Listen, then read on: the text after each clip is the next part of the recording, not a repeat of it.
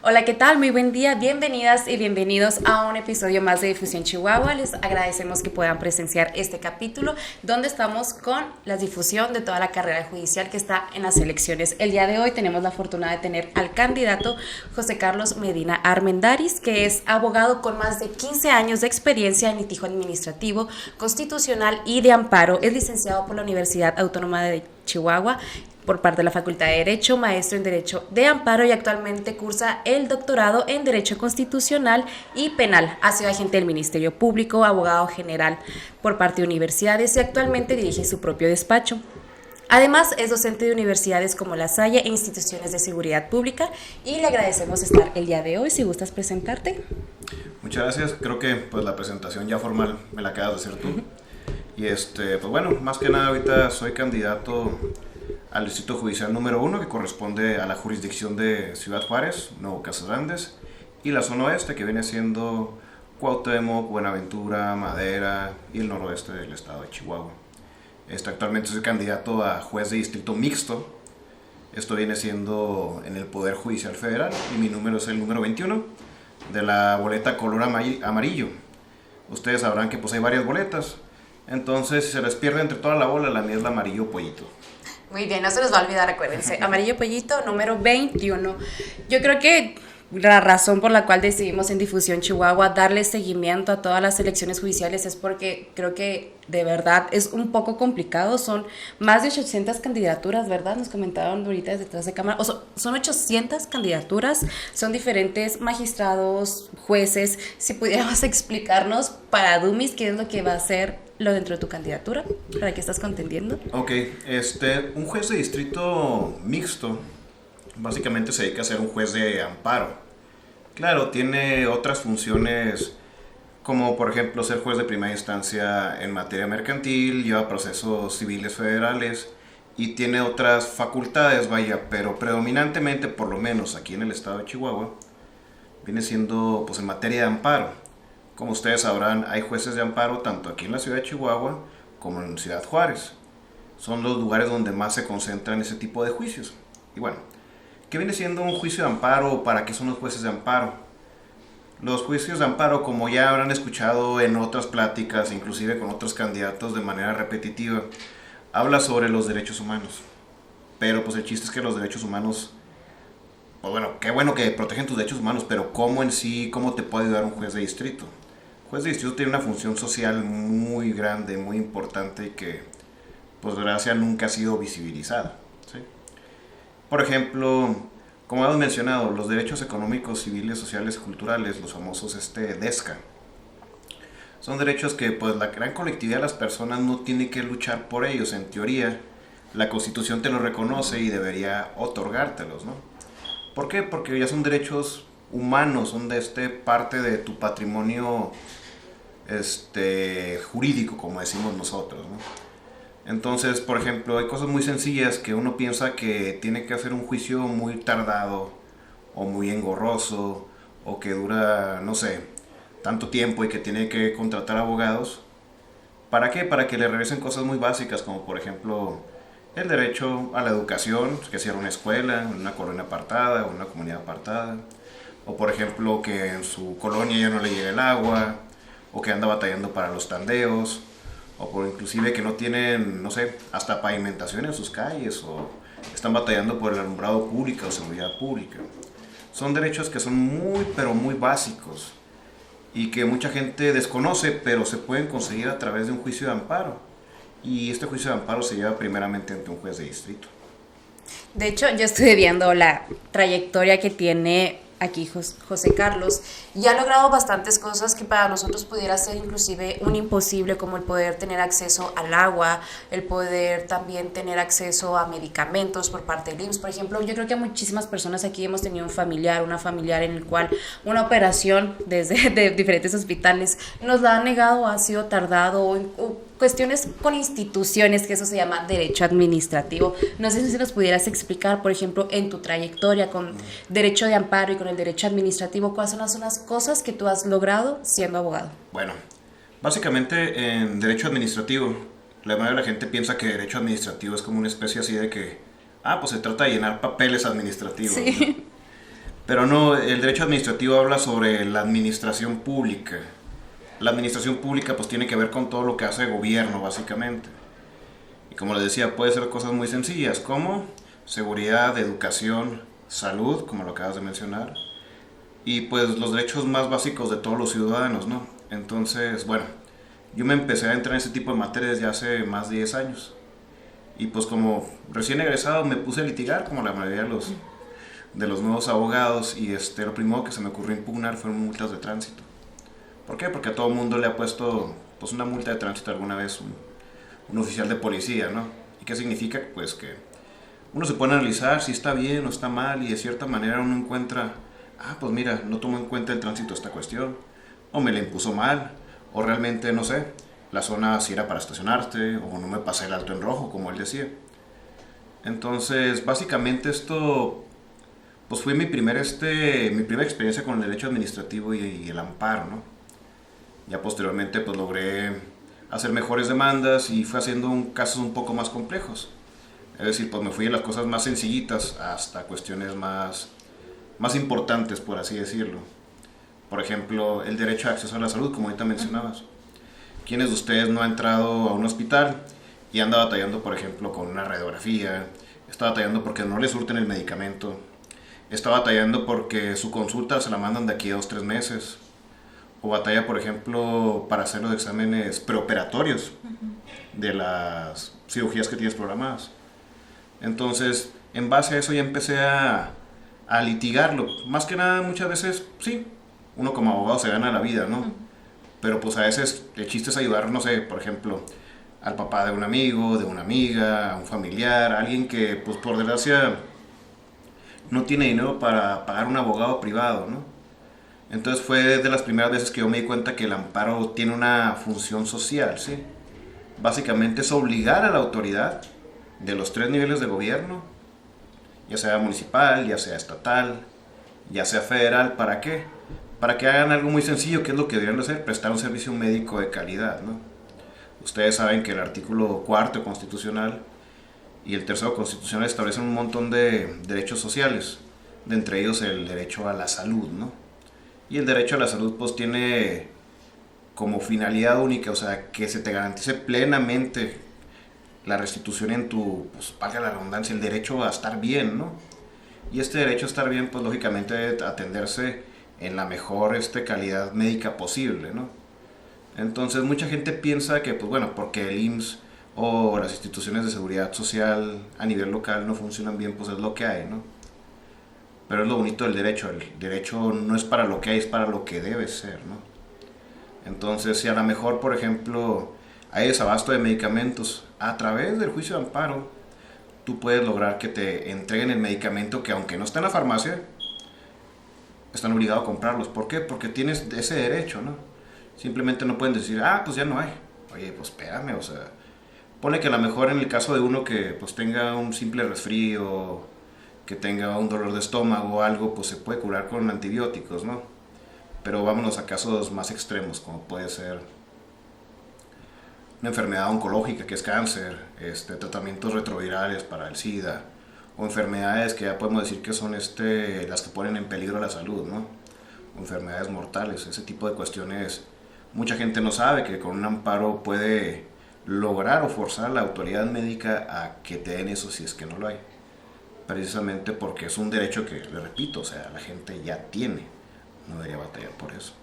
Y por ejemplo, tú a lo largo de tu experiencia, porque analizando su perfil, yo me di cuenta que lograste que la Suprema Corte, por medio de jurisprudencias y tesis aisladas, ganaras determinados casos. O sea, nosotros que somos abogados sabemos, pero por ejemplo, es un logro muy grande que resuelvan a tu favor siendo un abogado particular.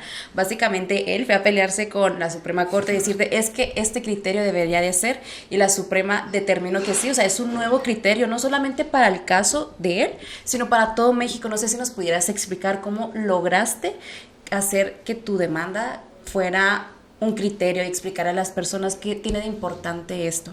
Ok, correcto. Bueno, aquí lo importante es darse cuenta de que la mayoría de los criterios que se establecen en las sentencias, pues no solamente se publican en las mismas, sino que hay una cosa que se llama Semanario Judicial de la Federación. A la mayoría de la gente que no es abogado no sabe qué significa esto. Para los que nos dedicamos al litigio, básicamente es como un periódico donde se publican los extractos de todos los criterios más importantes. Una cosa que se llama tesis. Las tesis básicamente es como la explicación general del caso que se resolvió, las razones que se tomaron en cuenta y cuál es el criterio que debe prevalecer, ¿no?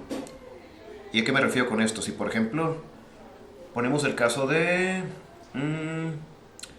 hay gente que se le condiciona el acceso a una pensión. El acceso a una pensión, por ejemplo, porque no ha pagado las cuotas obrero-patronales que en su caso le debe haber retenido el patrón. Entonces, al final y al cabo, la Suprema Corte, y ya hay mucha línea de jurisprudencia que te señala que pues, en los casos que los trabajadores puedan sufrir alguna disminución en los derechos que tienen pensionarios, como por ejemplo el derecho al reconocimiento de antigüedad, derivado de omisiones que son atribuibles al patrón y no a ellos, o en palabras más sencillas, ¿no? Simplemente porque el patrón no lo metió al Instituto de Seguridad Social o porque no le reportó la cantidad completa del sueldo, pues bueno, ya es un criterio que inclusive ya es motivo de tesis aisladas y jurisprudencias que básicamente pues dicen, oye, es que no tienen por qué estar sufriendo consecuencias de algo que no es culpa de ellos, ¿no? Entonces esto es bastante importante. Este criterio, pues bueno, ya se ha logrado en bastantes sentencias de un servidor, ya es una tesis aislada y esperemos que próximamente pues llegue a los plenos regionales. Para crear la jurisprudencia, pues básicamente son dos cosas: lo que dicen los tribunales aquí de Chihuahua, que pues repito, son los jueces y magistrados de circuito, y los tribunales, los juzgados de distrito, ¿no? Entonces, en base a esto, he logrado varias jurisprudencias. Esta jurisprudencia, por ejemplo, la que tú mencionas de la Suprema Corte, fue un asunto donde muy sonado hace unos años, que viene siendo en el 2018, 2019, un concurso de oposición de jueces, en los cuales, pues, así como ahorita estamos eligiendo jueces, pues también se eligieron jueces a nivel local, ya hace más de 6 años. Aquí básicamente fue un criterio donde decían, pues bueno, se puede quitar o no un juez provisional derivado de un concurso de oposición, el cual aquí en Chihuahua resolvieron de cierta manera y en otro circuito judicial consideraron que no era correcto. Al final y al cabo, pues yo pugnaba por el criterio que tenía el otro circuito. Entonces, como no me pareció lo que me resolvieron aquí en Chihuahua, pues finalmente denuncié la contradicción de tesis ante la Corte. Uno como autorizado del quejoso, que es la persona que promueve el amparo. Entonces se fue a la primera sala y la primera sala pues resolvió la contradicción entre ambos criterios y resolvió un sentido muy parecido que era lo que yo originalmente planteaba, pero que por desgracia no se resolvió a mi favor. Sin embargo, pues bueno, se creó un nuevo criterio que señala que efectivamente pues la gente no puede ser removida, o los jueces provisionales no pueden ser removidos si no hay una persona que lo reemplace emanados de un concurso de oposición legalmente celebrado.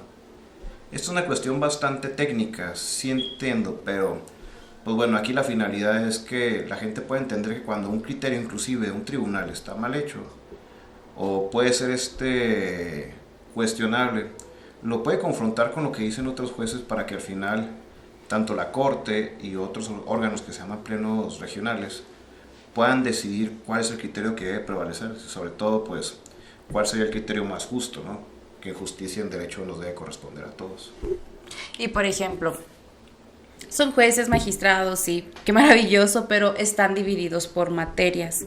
Si tú pudieras explicarle a las personas, por ejemplo, que probablemente ellos no saben que tienen alguna problemática, que puede ser administrativa, nos pudieras dar como que un listado muy sencillo para que puedan entender si ellos están viviendo esta clase de problemáticas y que si tú llegas a ese cargo pudieras resolverles de una manera efectiva y pudieran animarse a votar y a elegir a sus próximos representantes judiciales. ¿Qué clase de problemáticas tú resolverías de una manera muy puntual?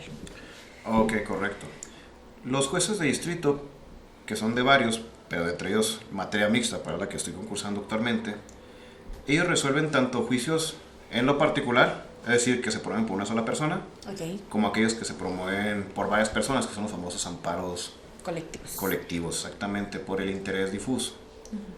Por ejemplo, si ustedes se dan cuenta que hay una empresa, una fábrica o cierta industria que está contaminando ya sea el aire, el subsuelo o el agua, y pues a usted le está afectando como vecinos, ustedes pueden juntarse y juntar firmas y hacer un escrito. Claro, obviamente con la asesoría de un abogado, ya sea tanto particular como los de Defensoría Pública del Poder Judicial Federal. Ahora, esto es un problema ahorita por una cuestión muy sencilla. La Defensoría Pública Federal está atiborrada de trabajo, ¿no? Y también lo que viene siendo pues, los abogados particulares, obviamente pues cobran por trabajar, ¿no? Entonces mucha gente se desanima a la hora de promover nuestros tipos de amparo. De hecho, una de las propuestas de un servidor es precisamente que una vez que uno llegue a ser juez, si es que ustedes me lo permiten, es precisamente cuando llegue un usuario con este tipo de problemas al juzgado, pues asesorarlo precisamente para que acuda ante la instancia correspondiente y sobre todo pugnar para que pues, la Defensoría no nomás se dedique a atender cuestiones particulares, sino precisamente para que pueda ser un instrumento social, ¿no? La finalidad es, por ejemplo, si tienen un problema con la contaminación o por ejemplo con un problema con el agua, ahora que en estos meses va a ser mucho calor, hablamos pues del cambio climático, ¿no? De la sequía extrema, estamos hablando de cosas que pues probablemente nos van a empezar a faltar los próximos 2 años, como es el agua. Entonces va a haber cortes de agua, va a haber lugares a donde ni siquiera va a llegar el tandeo con las pipas. Entonces, si son gente que está batallando, por ejemplo, que en su colonia no les llega el agua, pues pueden meter un amparo.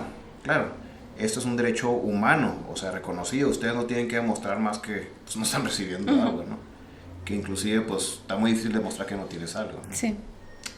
Entonces a lo que voy es que este derecho, el del agua, el derecho a vivir en un medio ambiente sano, el derecho a la salud, por ejemplo, el derecho a la educación.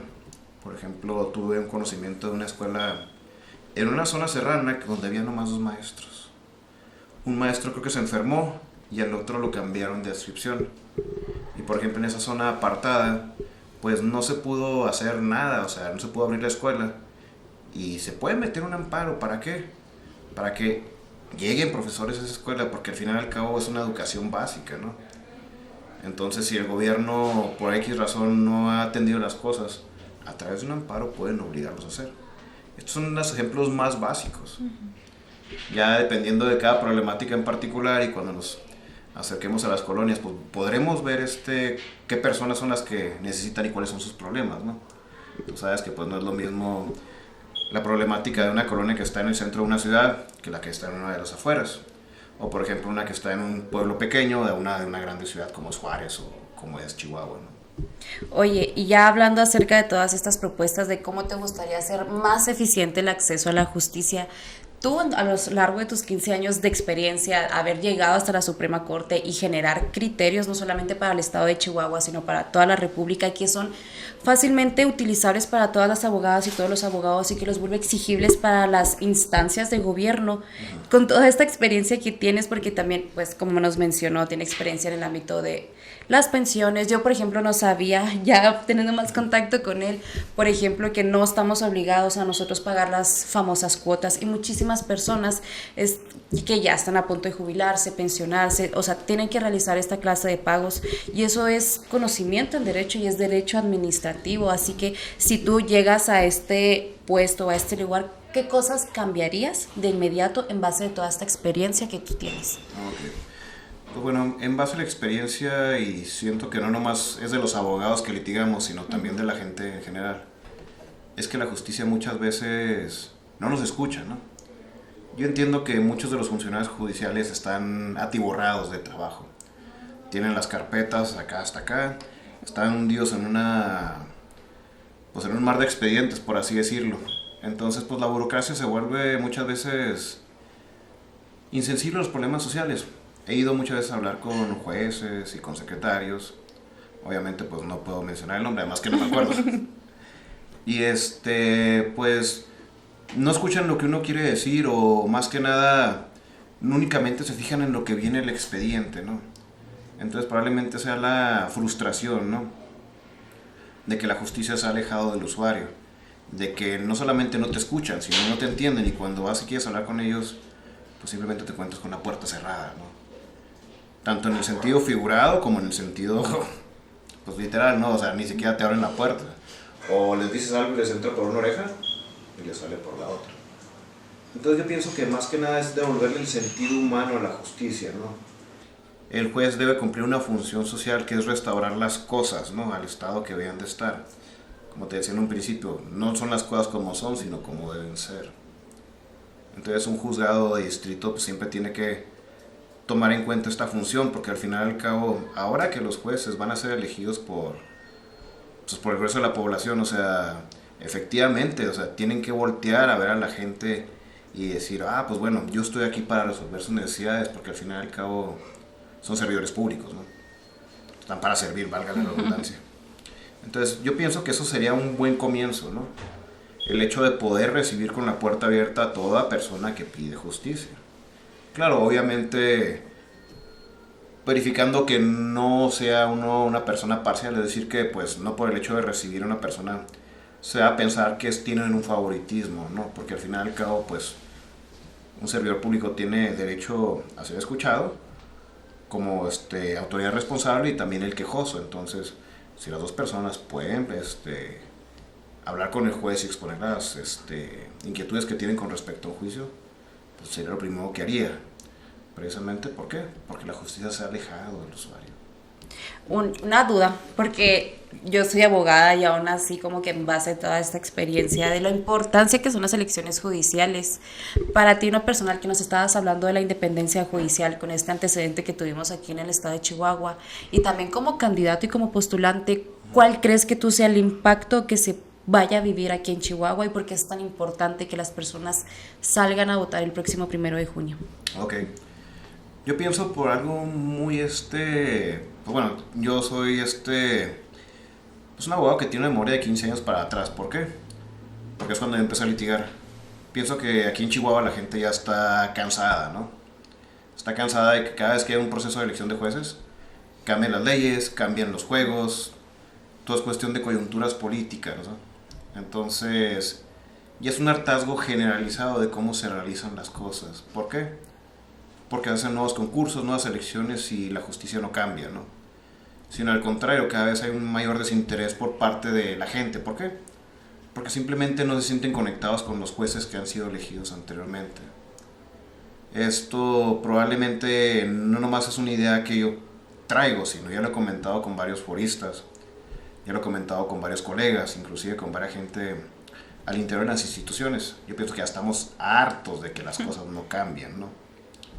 Entonces, al estar hartos, pues yo pienso que, de cierta manera, la gente que va a salir a votar es la gente que dijo, ya me harté, ya no quiero que vuelva a pasar, ya tuve un problema con la impartición de justicia, quiero que las cosas cambien, ¿no?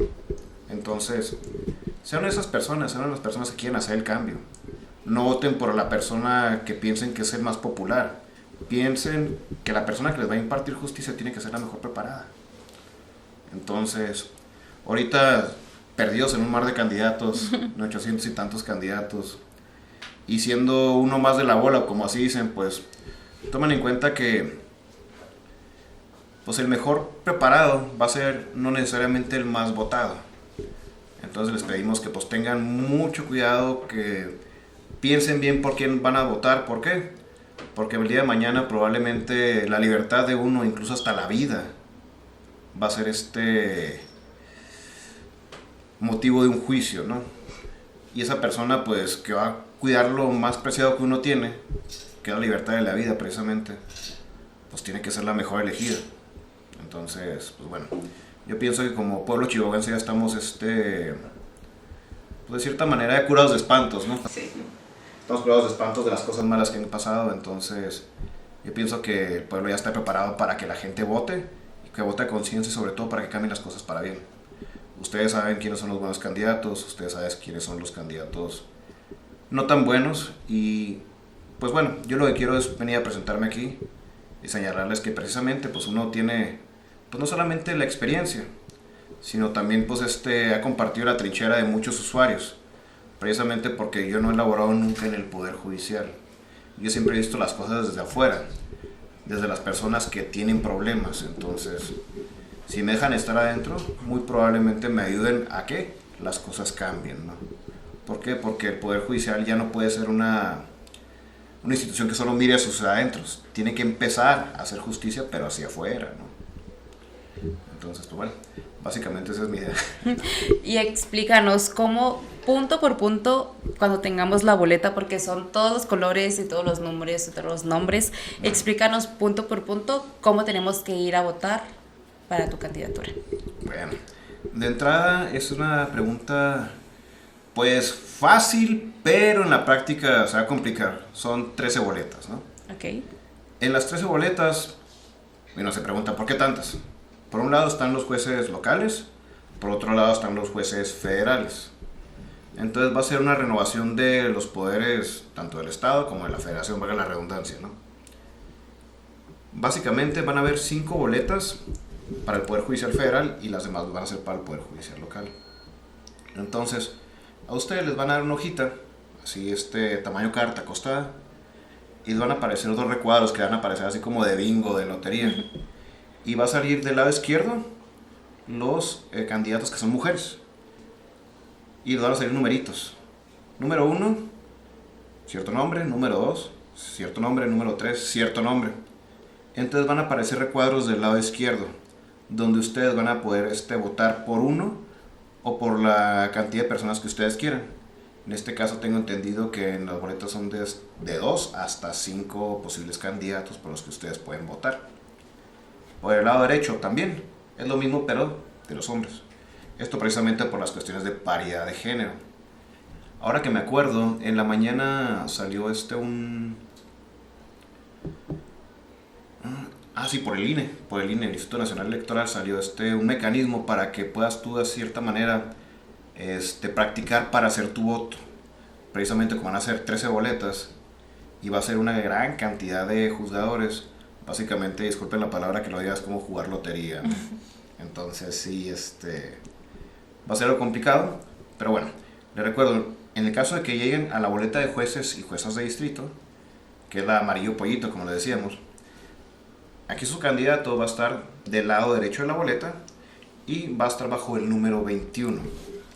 En el número 21, pues ustedes pueden poner en el recuadro o bien pueden subrayar mi nombre. Y también van a poder votar por otros candidatos que también vayan para otra especialización, como viene siendo los en materia mixta, como viene siendo en materia laboral y también como viene siendo en materia penal, que son los 3 que vamos a tener aquí en el estado de Chihuahua. Básicamente podría explicarlo, pero me resultaría mucho más fácil acompañar a este video una impresión de la boleta para que ustedes puedan verlo de mejor manera, ¿no? Porque sí, explicarlo de aquí puede parecer muy sencillo, pero y en la práctica necesitamos este papelito, ¿no? Sí, nosotros les vamos a poner ya con la explicación de José Carlos ahí un pantallazo con la boleta y explicarles punto por punto. Yo en lo personal conozco a José Carlos desde hace tiempo y es mi opinión personal, o sea, es muy importante que veamos la experiencia de las y los candidatos en estas materias. Si gustas compartirnos tus redes sociales para conocer más acerca de su trayectoria, también tómense la confianza de mandarle un mensajito, cualquier duda que ustedes tengan. Es muy importante que tengamos ese contacto y acercamiento con nuestros candidatos, así que compártenos tus redes. Muchas gracias. Ahorita estamos en Facebook y estamos en Instagram también. Ahorita los nombres de las redes van a estar acompañados aquí a este video. Y además el número, le repito, 614-235-8599. Este número de teléfono es público, así que ustedes pueden contactarme, siéntanse con toda la confianza de hacerlo. Y les puedo responder tanto las dudas que tengan con respecto a mi candidatura, con respecto a las propuestas e inclusive hasta preguntas en materia jurídica, vaya, porque al final y al cabo pues uno está como abogado para ayudar a las personas, ¿no? Claro, esta información es parte de lo que viene en la plataforma de Conóceles, entonces no estamos hablando de que sea algo privado, que sea algo que estemos escondiendo de la gente, ¿no? Así como yo, hay otros candidatos. ¿Por qué les menciono esto? Porque así pueden comparar mi currículum contra los de otros. Ahorita aquí en el distrito que me toca concursar, que es el número 1, hay 11 candidatos hasta donde yo tengo entendido. Son, no mentira, 12 o 13, bueno. Son mujeres y hombres. Entonces, para que ustedes puedan conocer tanto a las mujeres juntos con los hombres que van a ser mis competidores. También lo vamos a agregar aquí a la parte final del video. Entonces les repito, estamos en Instagram, en Facebook, y mi número personal es con la 614-235-8599. Siéntanse con toda la confianza de enviarme un WhatsApp. A lo mejor no se lo respondo luego, pero pues si me agarran así a la mediodía, créanme que les voy a responder casi que a balazo. Bueno, él es José Carlos Medina, candidato con el número 21 en la boleta amarilla. De verdad les invitamos a conocer su trayectoria y seguir de cerca a Difusión Chihuahua para conocer toda la difusión de las elecciones judiciales. Conozcan toda su trayectoria, lo que ha logrado, y compárenlo con otras personas, porque es muy importante que tengamos responsabilidad con nuestro voto. Y les agradecemos el poder presenciar esta entrevista. Síganos en Difusión Chihuahua y síganos de cerca en todo este proceso judicial. Bye bye.